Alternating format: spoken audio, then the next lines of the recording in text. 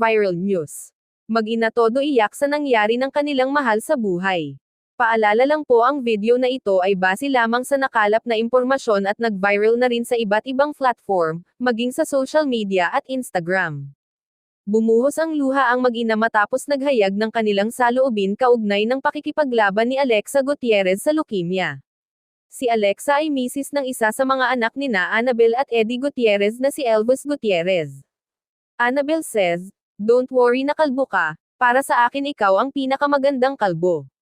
Sa kanyang Instagram post noong gabi ng Martes, January 23, 2024, ibinahagi ni Annabel ang bagong upload na picture ni Alexa. Halos kalbo si Alexa at may nakakabit na tubo sa bandang leeg niya. Sa caption, sinabi ni Annabel labis siyang naapektuhan sa kalagayan ngayon ng manugang.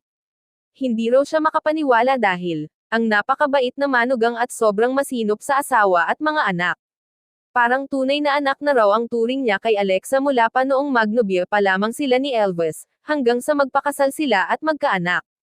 Hindi man daw vocal si Annabel sa kanyang nararamdaman, alam daw ni Alexa kung gaano niya ito kamahal.